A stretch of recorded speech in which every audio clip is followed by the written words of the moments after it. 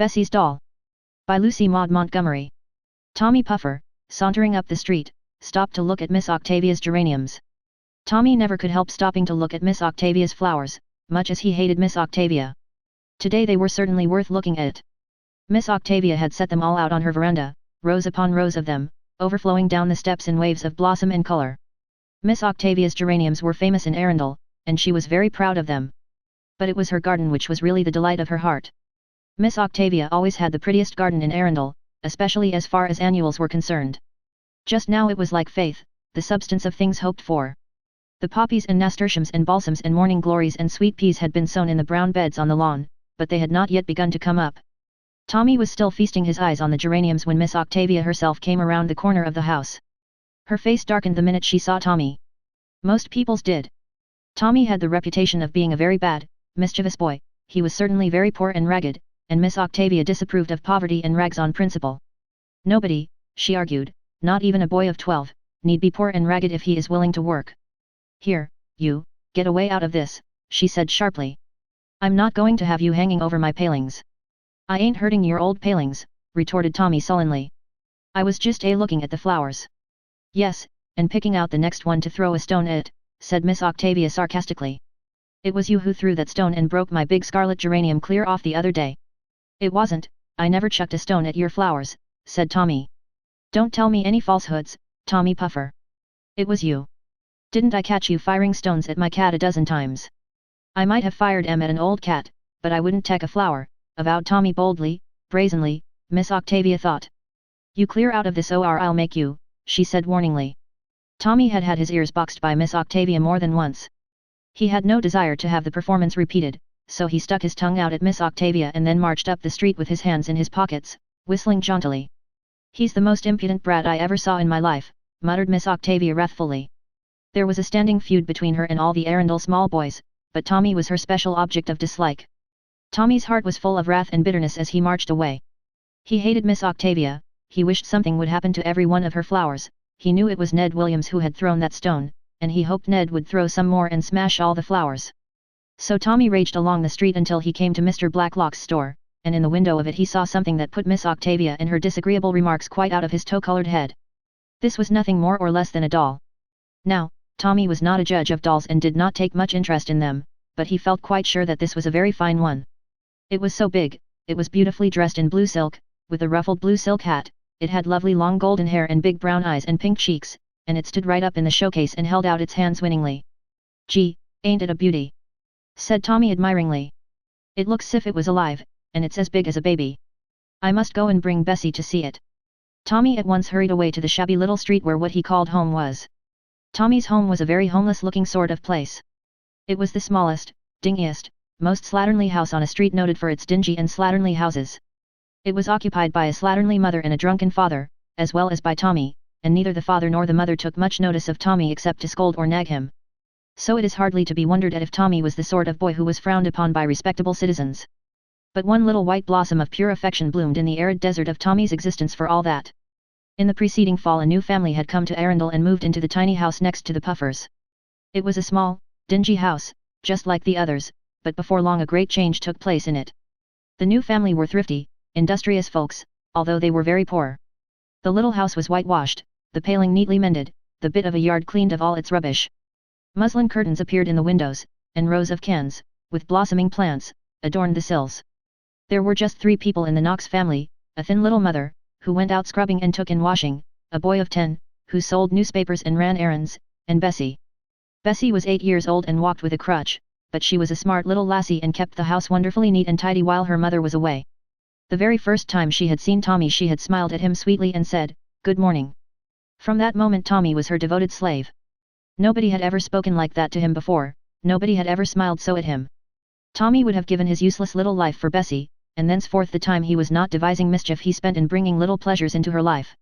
It was Tommy's delight to bring that smile to her pale little face and a look of pleasure into her big, patient blue eyes. The other boys on the street tried to tease Bessie at first and shouted cripple after her when she limped out. But they soon stopped it. Tommy thrashed them all one after another for it, and Bessie was left in peace. She would have had a very lonely life if it had not been for Tommy, for she could not play with the other children.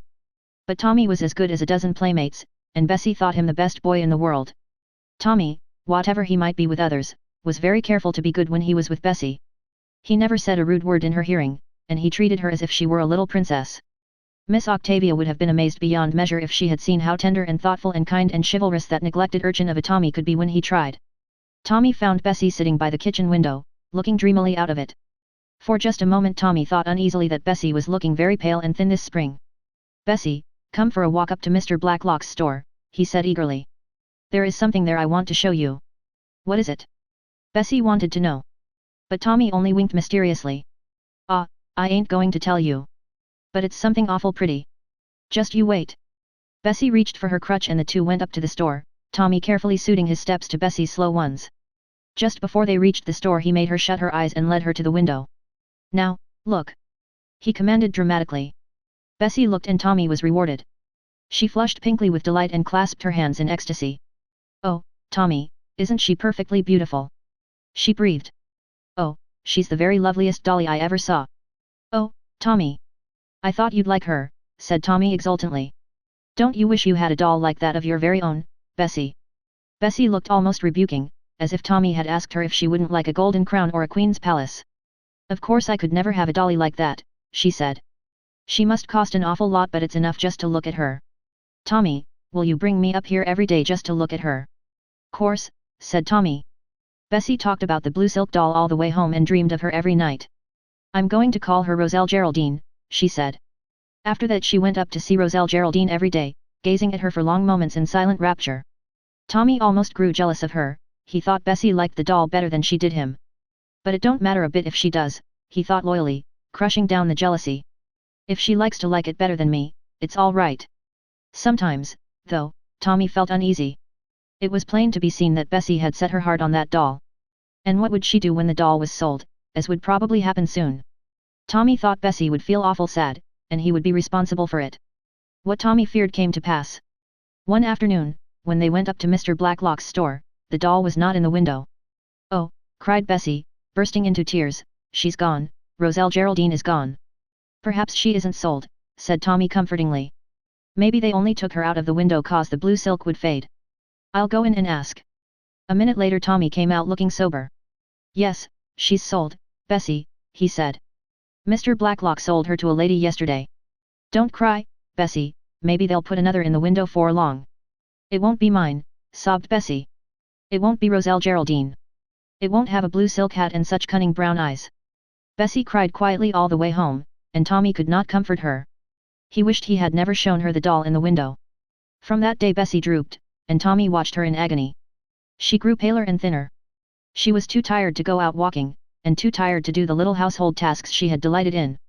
She never spoke about Roselle Geraldine, but Tommy knew she was fretting about her. Mrs. Knox could not think what ailed the child. "She don't take a bit of interest in nothing," she complained to Mrs. Puffer. "She don't eat enough for a bird. The doctor, he says there ain't nothing the matter with her as he can find out, but she's just pining away." Tommy heard this, and a queer, big lump came up in his throat. He had a horrible fear that he, Tommy Puffer, was going to cry. To prevent it he began to whistle loudly. But the whistle was a failure, very unlike the real Tommy whistle. Bessie was sick, and it was all his fault, Tommy believed. If he had never taken her to see that hateful, blue silk doll, she would never have got so fond of it as to be breaking her heart because it was sold.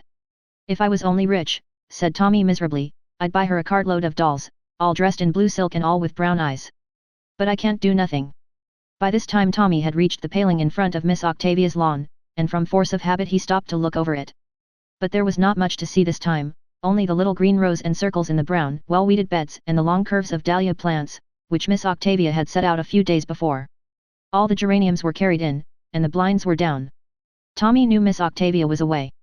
He had seen her depart on the train that morning, and heard her tell a friend that she was going down to Chelton to visit her brother's folks and wouldn't be back until the next day. Tommy was still leaning moodily against the paling when Mrs. Jenkins and Mrs. Reed came by, and they too paused to look at the garden. "Dear me, how cold it is!" shivered Mrs. Reed. "There's going to be a hard frost tonight. Octavia's flowers will be nipped as sure as anything. It's a wonder she'd stay away from them overnight when her heart's so set on them." "Her brother's wife is sick," said Mrs. Jenkins. "We haven't had any frost this spring, and I suppose Octavia never thought of such a thing. She'll feel awful bad if her flowers get frosted, especially them dahlias. Octavia sets such store by her dahlias." Mrs. Jenkins and Mrs. Reed moved away, leaving Tommy by the paling. It was cold, there was going to be a hard frost, and Miss Octavia's plants and flowers would certainly be spoiled. Tommy thought he ought to be glad, but he wasn't. He was sorry, not for Miss Octavia, but for her flowers. Tommy had a queer, passionate love for flowers in his twisted little soul. It was a shame that they should be nipped, that all the glory of crimson and purple and gold hidden away in those little green rows and circles should never have a chance to blossom out royally. Tommy could never have put this thought into words, but it was there in his heart. He wished he could save the flowers. And couldn't he? Newspapers spread over the beds and tied around the dahlias would save them, Tommy knew. He had seen Miss Octavia doing it other springs. And he knew there was a big box of newspapers in a little shed in her backyard. Ned Williams had told him there was, and that the shed was never locked. Tommy hurried home as quickly as he could and got a ball of twine out of his few treasures. Then he went back to Miss Octavia's garden. The next forenoon Miss Octavia got off the train at the Arundel station with a very grim face.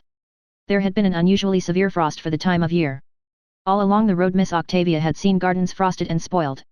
She knew what she should see when she got to her own, the dahlia stalks drooping and black and limp, the nasturtiums and balsams and poppies and pansies all withered and ruined. But she didn't.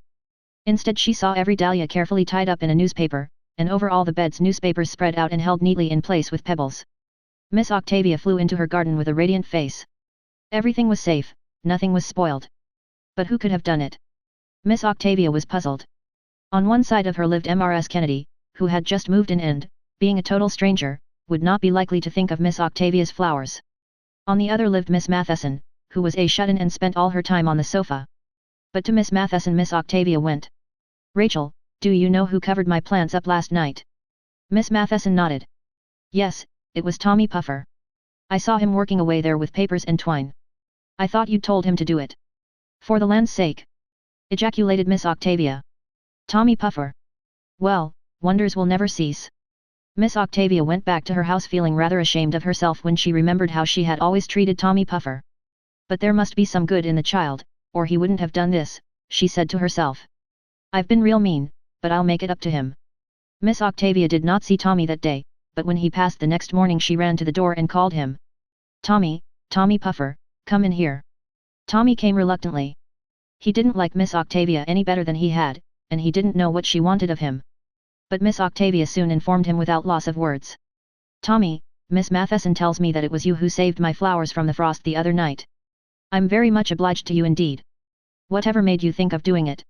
"I hated to see the flowers spoiled," muttered Tommy, who was feeling more uncomfortable than he had ever felt in his life. "Well, it was real thoughtful of you. I'm sorry I've been so hard on you, Tommy, and I believe now you didn't break my scarlet geranium. Is there anything I can do for you, anything you'd like to have? If it's in reason I'll get it for you, just to pay my debt."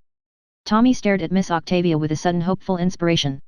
"Oh, Miss Octavia," he cried eagerly, "will you buy a doll and give it to me?" "Well, for the land's sake!" ejaculated Miss Octavia, unable to believe her ears. "A doll? What on earth do you want of a doll?"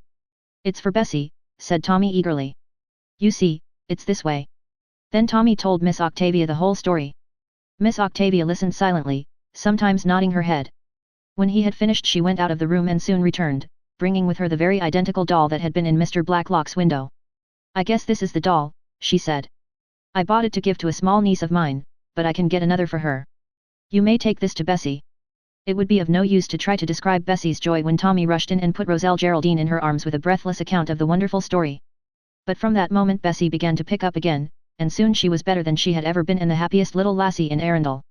When a week had passed, Miss Octavia again called Tommy in. Tommy went more willingly this time. He had begun to like Miss Octavia.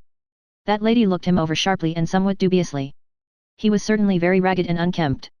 But Miss Octavia saw what she had never noticed before, that Tommy's eyes were bright and frank, that Tommy's chin was a good chin, and that Tommy's smile had something very pleasant about it. "You're fond of flowers, aren't you, Tommy?" she asked. "You bet," was Tommy's inelegant but heartfelt answer. "Well," said Miss Octavia slowly, "I have a brother down at Chelton who is a florist. He wants a boy of your age to do handy jobs and run errands about his establishment, and he wants one who is fond of flowers and would like to learn the business. He asked me to recommend him one, and I promised to look out for a suitable boy. Would you like the place, Tommy? And will you promise to be a very good boy and learn to be respectable if I ask my brother to give you a trial and a chance to make something of yourself?" "Oh, Miss Octavia!" gasped Tommy. He wondered if he were simply having a beautiful dream. But it was no dream. And it was all arranged later on. No one rejoiced more heartily in Tommy's success than Bessie. But I'll miss you dreadfully, Tommy, she said wistfully. Oh, I'll be home every Saturday night, and we'll have Sunday together, except when I've got to go to Sunday school. 'Cause Miss Octavia says I must, said Tommy comfortingly. And the rest of the time you'll have Roselle Geraldine. Yes, I know, said Bessie, giving the blue silk doll a fond kiss, and she's just lovely. But she ain't as nice as you, Tommy, for all. Then was Tommy's cup of happiness full.